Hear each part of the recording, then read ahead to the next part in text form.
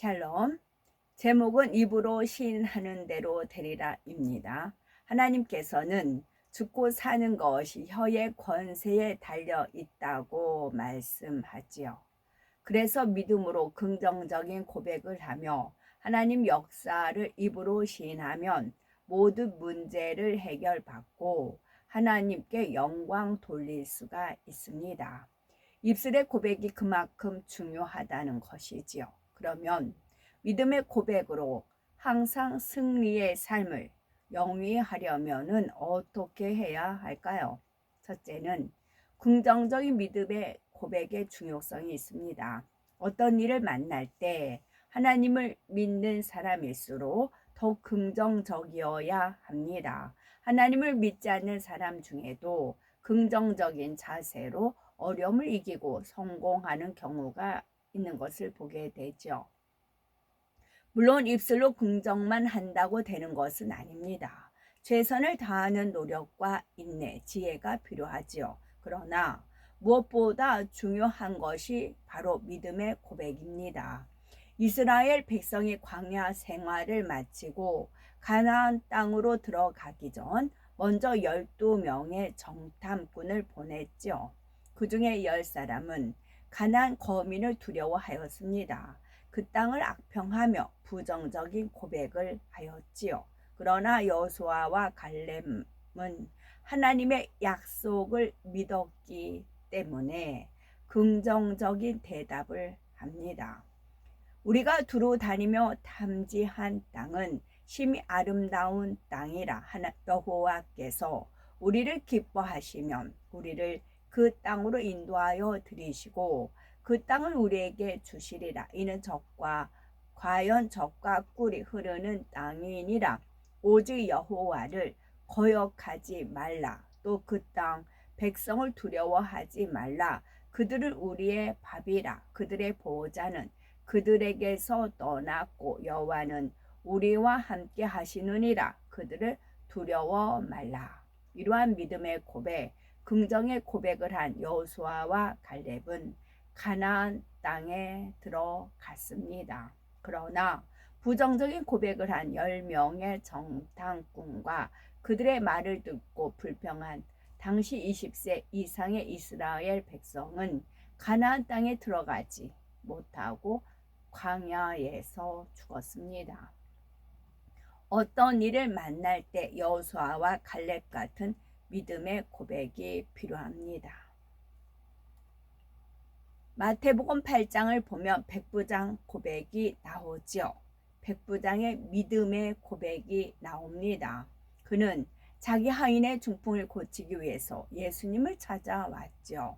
그의 갸륵한 마음을 보신 예수님께서는 그를 따라가 하인을 고쳐주려 하였습니다. 그러자 백부장은 놀라운 믿음의 고백을 합니다.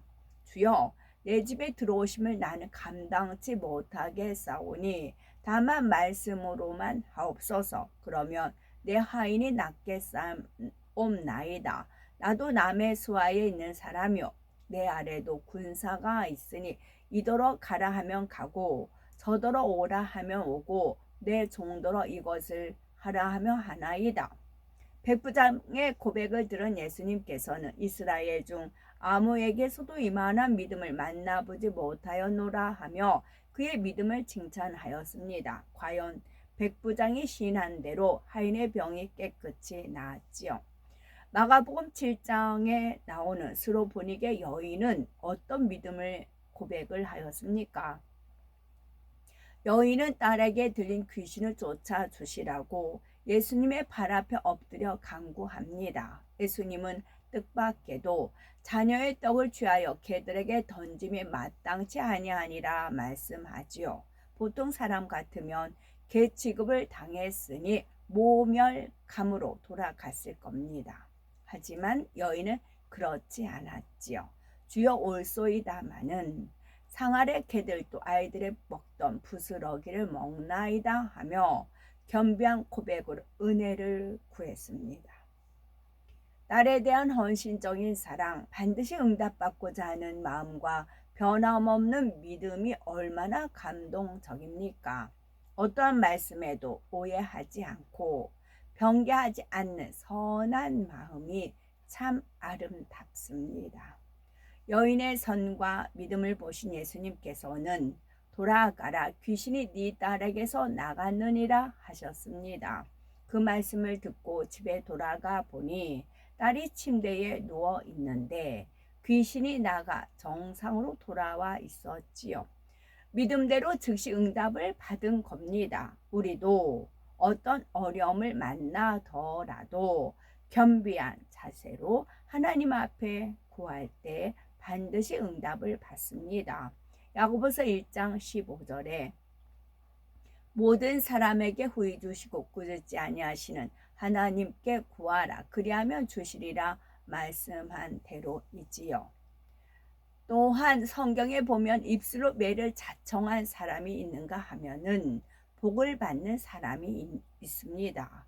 이삭의 아들 에서는 장자의 명분을 동생 야곱에게 팥죽 한 그릇에 팔았지요. 그는 대수롭지 않게 한 말이었지만 결과는 그 입술로 시인한 대로였습니다. 장자의 모든 축복권이 동생 야곱에게 넘어가고 만 겁니다. 열왕기하 6장에서 7장에 비슷한 일이 나옵니다. 아람 군대가 사마리아 성을 오래 포위하여 공격함으로 성 안에는 먹을 것이 없어 자식까지 잡아먹는 지경이 되었지요. 그때 엘리사는 내일 이맘때에 사마리아 성문에서 밀가루와 보리가 헐값에 팔리리라 예언을 하였습니다. 그렇게 예언을 하였지만 왕의 신복 장관이 여호와께서 하늘에 창을 내신들 어찌 이런 일이 있으리오 라고 망령땡 말을 하였지요. 그러자 엘리사는 네가 네 눈으로 보리라 그러나 그것을 먹지는 못하리라 합니다. 다음날 장관은 성문을 지키고 있다가 아람 군대의 진을 노략하러 가던 백성에게 밟혀 죽고 맙니다. 선지자의 말을 부정함으로 저주를 받았지요. 이처럼 말 한마디에 하나님 역사가 따르기도 하고 원수마귀 사단의 역사가 따르기도 합니다. 반면에 역대하 20장을 보면 모압과 암몬이 연합하여 남유다 왕국을 치러 옵니다. 여호사밧 왕은 온 백성과 함께 금식하며 하나님의 도움을 구하지요. 그러자 선지자를 통해 여호와가 구원해 주실 것을 말씀합니다. 왕은 백성에게 너희는 너희 하나님 여호와를 신뢰하라 그리하면 견고히 서리라. 그 선지자를 신뢰하라 그리하면 형통하리라 격려를 합니다. 또한 찬양하는 사람들에게 거룩한 예복을 입혀 군대 앞에서 행하며 여호와를 찬송하게 하였지요. 이때 하나님께서는 왕의 긍정적인 고백과 믿음의 행함을 보시고 싸우지 않고도 승리할 수 있게 역사하셨습니다. 로마서 10장 10절을 보면 사람이 마음으로 믿어 의에 이르고 입으로 시인하여 구원에 이르느니라 하였지요. 그러면 누구든지 입으로 시인하면 무엇이든지 다 이루어지는 것일까요? 마음에 믿지 않고 의심하면서 믿습니다 한다고 이루어지는 것은 아닙니다. 머리로 아는 것은 무조건 입으로 시인한다고 되는 것이 아니라 먼저 마음에 의심 없이 믿어야 합니다. 마음으로 믿는 사람은 말씀대로 행하여 비진리를 버리며 어둠 속에서 빛 가운데로 나옵니다. 그리스도의 향기를 내며 세상의 빛과 소금이 되지요. 그래서 마음으로 믿어 의에 이른다고 하는 겁니다. 참으로 하나님을 경외하고 사랑하는 사람은 그 뜻을 쫓아 말씀대로 행하니 하나님께서 그가 입술로 시인할 때 응답을 하십니다. 만일 어떤 사람이 열심히 하나님 앞에 심고 구제하며 예배와 각종 모임에 참석했다고 합시다. 그런데 하나님께 기도해도 응답은커녕 어려운 일만 닥치니 하나님이 어디 있느냐라고 원망 불평을 한다면 왜 그런 모습이 나온 것일까요? 그가 정말로 하나님을 마음에 믿었다면 마음이 바뀌지 않고 끝까지 인내했을 겁니다. 그런데 마음에 믿은 것이 아니라 단지 입술로 시인한 것이기 때문에 시인한 것이니 때가 지나자 본심이 드러난 겁니다. 따라서 똑같이 충성하고 심었어도 누구는 응답받고 누구는 그렇지 못한 이유를 알아야 하지요. 진정 하나님을 믿는 사람은 입술의 고백대로 응답을 받습니다.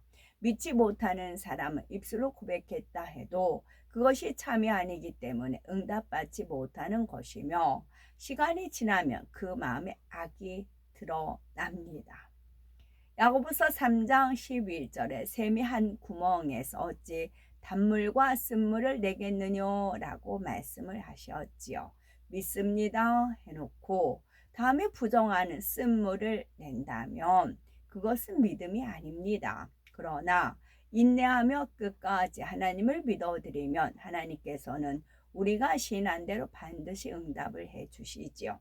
혹여 힘들고 어려울 때, 시험 환난이 닥쳤을 때 원망 불평하는 말, 하나님 혹은 주의 종 형제를 성케 하는 말은 하지 않았는지 돌아보시고 그리하여 하나님의 자녀답게 단물만 내는 거룩한 입술이 되셔서 긍정적인 믿음의 고백을 하심으로 말미암아 구하는 것마다 응답받아 영광 돌리시기 바랍니다. 아멘. 샬롬.